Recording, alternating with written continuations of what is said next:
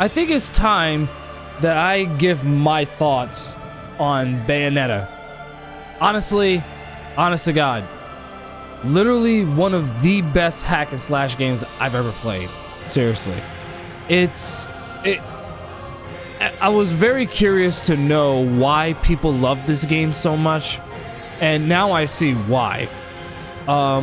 First, I kind of want to elaborate on what I didn't like about the game, and then I'll talk about what I like. I feel like it's easier to say what I didn't like. I want to get the negative out of the way first, you know what I'm saying? So, the only negative aspect of the game that I can think of, really is the storyline. I kind of said this a couple times as I was playing through it. Like, the one thing that Bayonetta kind of lacked was the story narrative. Like, the story did not get interesting until, like, chapter 10. And by that point, you would only have, like, 7 or 8 chapters left. So, it kind of took a long time for the game to get really good. But I will say that once it does get good, trust me, it does get really good. Like, it only gets interesting from there. There's still a lot of unanswered questions, though, that still have yet to be explored. But with 2 other games out, I'm pretty sure we'll get answers there. But at the time when this game came out, you definitely would have probably had a lot of, questions to ask, most likely. I mean, like I said, I personally don't because of the successor games that are out. But for me, I enjoyed the story, at least from chapter 10 onward. Like, there is a lot of bullshit that you have to sit through, but it's worth it, though. But we'll talk about the positive stuff as we go along, okay? Really, as far as my only complaint, that's the only complaint I have.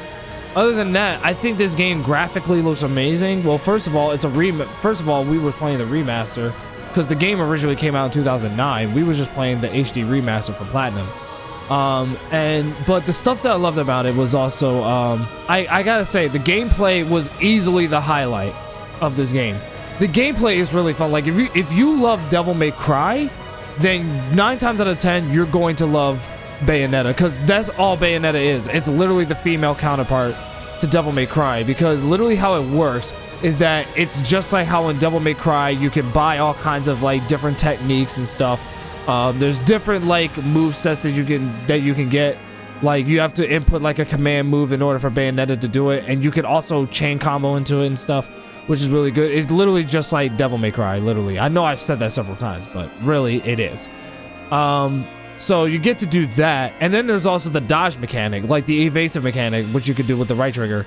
That basically, and what happens is that when you do use that, especially when you're in a point where an opponent attacks you, like just at that moment, and then you hit the dodge button, it goes right into wish time, which gives you a heavy opportunity to attack your opponent while they're stuck in wish time.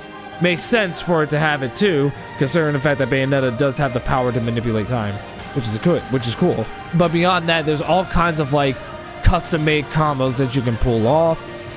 There's even a variety of weapons that you can also get in this game too, like from swords to guns to, close-range weapons like the claws, which is honestly one of my personal favorite weapons in the game.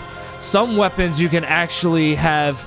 How it works also is that you can either equip a weapon to her hands or her feet, and it really depends on the weapon.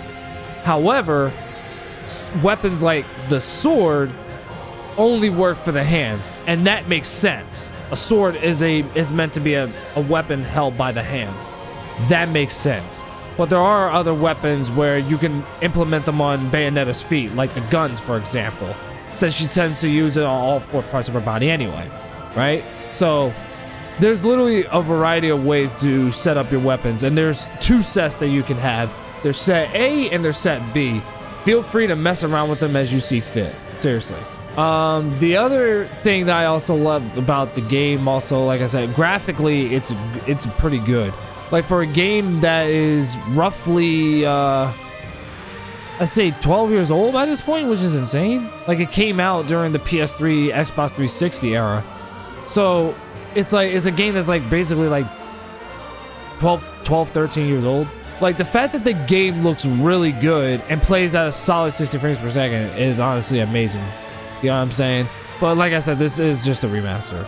But regardless, it's still a very gorgeous looking game. The boss fights in this game are some of the best I've ever played in a hack and slash game. Like, each boss fight, like, even though some of them may have felt a bit formalic with how they work and everything, they were still challenging enough to the point where it would give you a good fight and a good adrenaline rush. So the boss fights did not feel boring at all. It was like, each time I came across a boss fight, I always knew I was in for something really good. I would say that probably my favorite boss fight in the game was the one against John on I think it was chapter 15. Chapter 15, that one was probably my favorite boss fight. I did like the final boss, though. I did like the final boss. I will say that right now. Even the boss fight against Baldur was fun, too, but I would still say that Jean's boss fight was my personal favorite. I actually really enjoyed that one. Because if I'm being honest with you, she gave me more work than the other bosses did. Maybe except for Jubileus. Jubileus was probably the only one that gave me the work, but you know, she was the final boss, so that makes sense. But on a regular, I would definitely say that Jean was definitely my favorite boss fight in the game. But all the boss fights are great. I've never came across a boss fight that I hated. Each boss fight felt like that they belonged there. They didn't feel rushed. They didn't feel formalic. They didn't feel too easy. It felt like that there was a fine line between being fun and also having a challenge.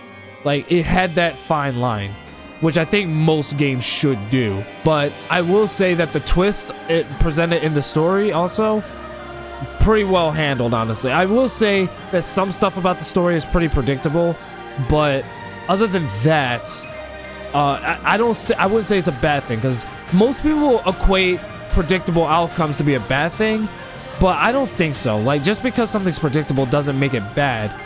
For me, it definitely wasn't, but I would have loved some things about the story to be a little bit more inconspicuous. But other than that, I still like the story, especially when it got really good. So other than that, there's really not much else I can say about the game. You know, I usually value quality over quantity, so I usually talk about, like, the crucial aspects of what I loved about the game and what I didn't like. So really, the only thing that I didn't like about the game was the fact that it was just very slow-paced in the story and everything. So, but that's literally my only complaint about this game. Other than that, I thoroughly enjoyed it. I do consider it to be one of the best hack and slash games that I've ever played. If you've never played Bayonetta before, if you love action games and hack and slashes and stuff like that, like, if you love any of those kinds of games, and especially if you love Devil May Cry, playing Bayonetta is a requirement. I did hear also that Bayonetta 2 is actually better. I have not played Bayonetta 2, but I do want to play that as part of the Bayonetta community challenge that we've done. And then eventually do Bayonetta 3. But I did hear that even though the first Bayonetta is considered one of the best of the genre, some people even consider Bayonetta to be one of the best games ever made.